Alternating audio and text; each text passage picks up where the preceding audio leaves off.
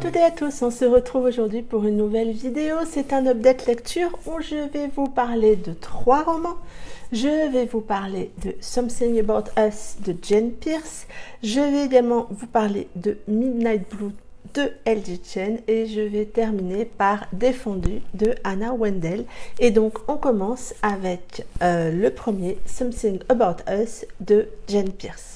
On fait ici la connaissance de Ashley qui travaille dans un petit diner, entre autres, qui fait aussi un boulot de serveuse dans un bar de striptease. Bref, elle fait tout pour se débrouiller et apporter son aide financière à sa maman avec qui elle vit et qui est malade. Et donc les soins coûtent énormément d'argent et Ashley fait tout pour pouvoir l'aider. Et tous les matins, Ashley voit débarquer Blake au diner. Il se met toujours à la même table, il a toujours les mêmes habitudes, il prend toujours la même commande. Blake est un jeune homme assez froid avec Ashley, pour ne pas dire même un petit peu méchant. Il est impoli, il lui parle de manière très froide, limite insultant. Bref, Ashley se pose beaucoup de questions et puis cette relation entre guillemets entre deux va évoluer parce que Blake se rend compte qu'il est un peu injuste avec Ashley. On va lui ouvrir un tout petit peu les yeux, il a peut-être aussi envie de les ouvrir et puis ils vont apprendre à mieux se connaître et je m'arrête là pour le résumé.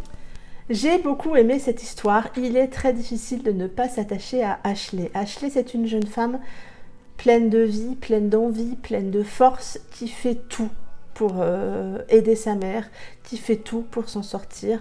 Et c'est pas simple pour elle, elle n'a pas vraiment une vie facile, mais elle ne se plaint jamais, elle avance, elle bosse, et elle fait ce qu'elle peut, et elle le fait, je dirais, pas si mal que ça.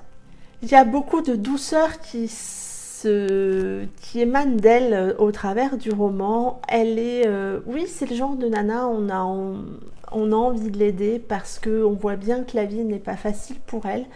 Elle ne lui a pas fait de cadeau et elle est malgré tout, elle se laisse pas abattre, elle est très forte. J'ai beaucoup aimé son caractère. C'est pas un personnage avec une personnalité forte dans le sens grande gueule, mais c'est un personnage qui est très fort moralement et qui tient le coup. Et puis en face, il y a Blake. Blake qui, au départ, je l'avoue, je l'ai détesté parce que je le trouvais méchant avec Ashley. Même si on comprend un petit peu pourquoi, on comprend oui et non parce que c'est pas la même chose, c'est pas le même cadre et qu'il faudrait qu'il aille de l'avant, ou en tout cas qu'il ne se venge pas sur elle, qu'il n'émette pas cette méchanceté et cette tristesse sur elle. Et puis au fur et à mesure de l'histoire, quand on avance, on s'attache à lui parce que on apprend tout ce qu'il a vécu, on apprend comment il n'arrive pas à avancer. On comprend aussi pourquoi il est un peu comme ça avec Ashley et on comprend aussi son envie à lui de l'aider elle, même si au départ ça part pas sur des bonnes bases. Et j'ai aimé parce que cette histoire, elle est entraînante, elle est envoûtante, elle a beaucoup de rythme. C'est vraiment une plume avec beaucoup de rythme. On a vraiment avancé, les chapitres sont courts et oui, on avance, on aime l'histoire, on a envie de savoir, il y a beaucoup de rebondissements et c'est des rebondissements qui sont pas logiques, mais c'est pas incohérent, ça amène de l'action, ça amène du rythme, mais ça reste très cohérent. Et puis cette histoire d'amour, c'est une histoire de seconde chance, c'est une histoire de confiance, c'est une histoire de vouloir avancer, de vouloir s'en sortir, de vouloir être heureux tout simplement. Et je trouve que avec une histoire qui a beaucoup de profondeur, qui a aussi beaucoup de tristesse, et il y a beaucoup d'espoir. Et j'ai trouvé que c'était pas forcément évident d'allier les deux. Et l'auteur a réussi à nous faire aimer les personnages, à nous les faire comprendre, à nous faire comprendre leur tristesse, leur souffrance, mais à aussi aller vers ce sentiment d'espoir avec eux. j'ai trouvé que c'était un doux contraste. J'ai trouvé que la construction, que ça soit de confiance dans le couple ou la construction de l'histoire était bien faite. C'est bien amené, moi j'ai beaucoup aimé. Je lui ai mis la note de 17 sur 20 et c'est vraiment une histoire que je vous conseille parce qu'elle est pleine d'espoir et pleine de vie. J'ai ensuite enchaîné avec Midnight Blue de L.J. Chen que j'ai lu en lecture commune avec le Book Club et du Book Club.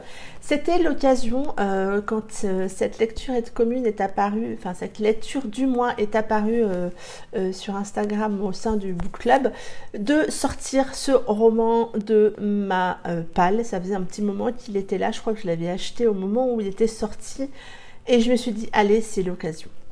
On fait ici la connaissance de Indigo, qu'on appelle Indy, qui est loin d'avoir une vie très facile puisqu'elle vit avec son frère, sa belle-sœur et son neveu depuis maintenant 2 ans que sa vie a été chamboulée complètement. Et depuis, eh ben, elle fait ce qu'elle peut pour s'en sortir, Indy, mais tous les 4, ils sont quand même dans une situation très précaire et très compliquée. Elle va répondre à une annonce un petit peu mystérieuse, une annonce, une offre d'emploi, et elle va se voir accorder un travail de babysitter, même si j'aime pas trop le terme. Elle va être amenée à surveiller les faits et les gestes d'un certain Alex, qui est une star, un chanteur très connu, et Alex qui est dans une période un petit peu compliquée puisque il boit, il est accro aux drogues et qu'il sort de désintox. Indy va être amenée à devoir le surveiller pour qu'il ne boive pas et qu'il ne se drogue plus. Et elle va donc partir avec lui et son groupe en tournée mondiale. Ce travail pour Indy est très important puisqu'à la clé, il y a une grosse somme d'argent qui va sûrement lui permettre à sa famille et à elle de sortir un peu la tête de l'eau. Et donc elle accepte, même si Alex est un jeune homme assez capricieux et que le travail ne le semble pas très facile. Et je vais m'arrêter là pour le résumer. J'ai adoré ce roman sur fond musical, même si, je l'avoue, j'avais espéré avoir plus de moments, on va dire, sur la scène. Mais c'est pas le fond de l'histoire, on est plutôt en coulisses de cette tournée, plutôt dans les chambres d'hôtel, vraiment dans le backstage, on va dire, de la tournée musicale. Oui, c'est un univers musical, mais c'est pas vraiment l'univers en premier mis en avant. Ce roman est une très très bonne lecture parce que Alex est un personnage complexe et très fascinant qui vous embarque. C'est un personnage qui est... c'est une tête à claque quand même au début, il est très... verbalement méchant avec Indy, avec son entourage. C'est quelqu'un qui n'a plus confiance, qui ne sait plus à qui il peut faire confiance. Même à lui-même, parfois, on a l'impression, il sait qu'il ne peut pas se faire confiance. Ça amène un personnage très froid, très mystérieux, parce qu'il a cette complexité en lui. Et pourtant, malgré cette personnalité particulière, on le comprend, on avance avec lui et on découvre au fur et à mesure à quel point il était au fond du trou, à quel point Indy va lui apporter cette lumière, cet espoir, ce renouveau, je dirais, pour lui, et à quel point il se cache derrière tout ça sans vouloir écouter les potentiels sentiments qu'il a. Indy, en face, c'est une jeune femme fraîche, une jeune femme qui en veut, qui veut s'en sortir et qui s'accroche à ce boulot et qui va au début, je trouve, encaisser pas mal de choses sans trop craquer, sans trop lâcher l'affaire. Elle sait quand il le faut remettre Alex dans ses rangs, on va dire. Et j'ai trouvé que elle avait cette ambiguïté en elle entre je ne dois pas craquer, pourtant cet homme m'attire, et malgré tout elle y va. Malgré tout elle va céder à certains de ces moments où ils vont construire cette histoire. Je pense en particulier au moment où ils sont dans ces couloirs d'hôtel, dans ces moments où finalement il n'y a plus de filtre entre eux, il y a beaucoup de sincérité qui s'échange. Indy se dévoile énormément et ça amène justement cet espoir pour Alex. Elle va devenir sa muse, elle va devenir son tout, elle va devenir très importante pour lui et pourtant il s'en cache et pourtant il s'en défend. Et malgré tout ça, Indy est là. Et j'ai trouvé ça beau parce que elle se rend compte, je pense, de sa façon à lui d'aimer. Même si, justement, par moments, on a l'impression, quand il est en public, qu'il le dénigre un tout petit peu. Et puis, cette histoire complexe, elle avance. Elle se construit, il y a des moments magnifiques, je trouve, qu'il partage au moment de la tournée et ça m'a particulièrement touchée. Et puis, je vous laisserai découvrir la fin. J'ai trouvé cette fin...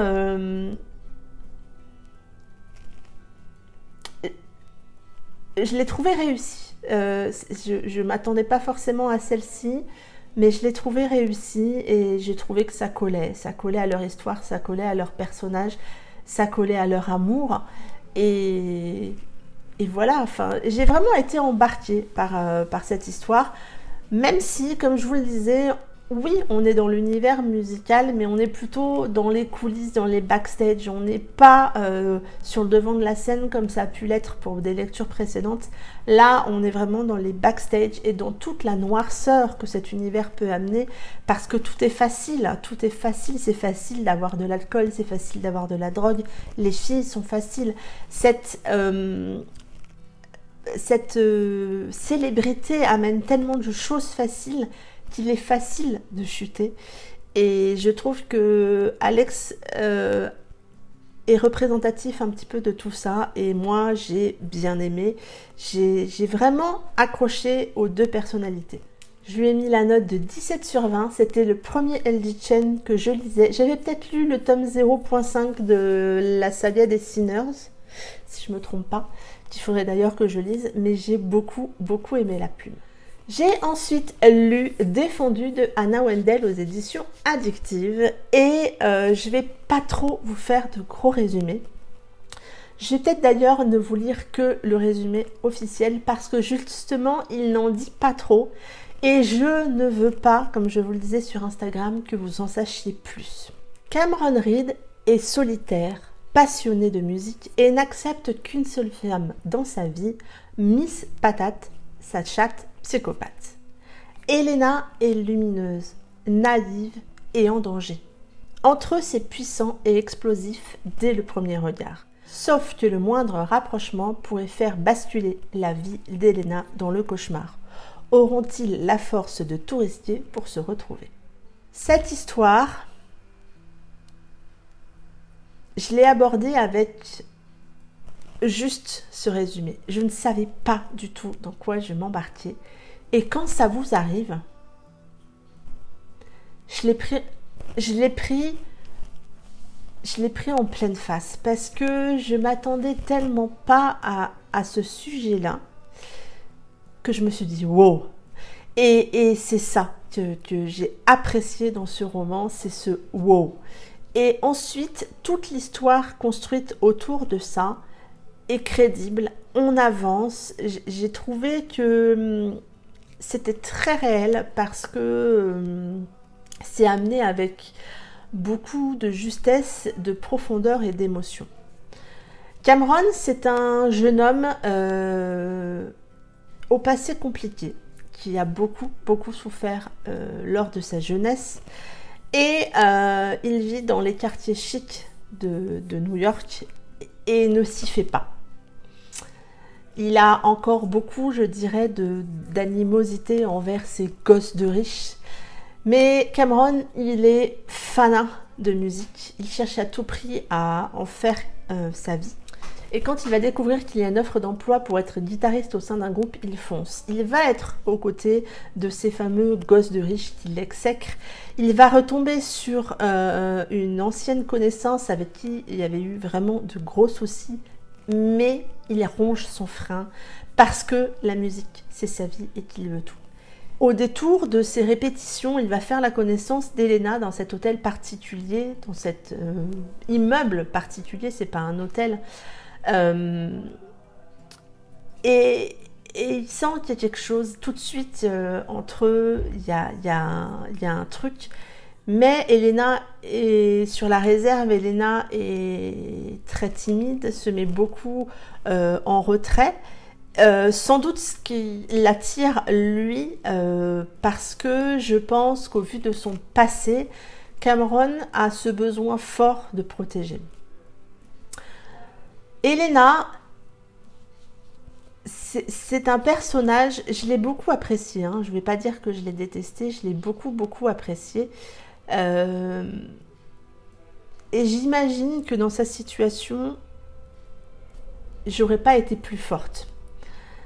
Malgré tout, j'aurais aimé que quelqu'un lui tende plus la main que ça et lui ouvre les yeux. Parce que je pense que, comme le dit le résumé, Elena est naïve. Il y a plein de choses qu'elle ne connaît pas, qu'elle ne voit pas, qu'elle ne veut pas voir peut-être aussi, ou qu'on lui cache parce qu'elle est naïve, parce qu'il y a plein de choses qu'elle ne sait pas.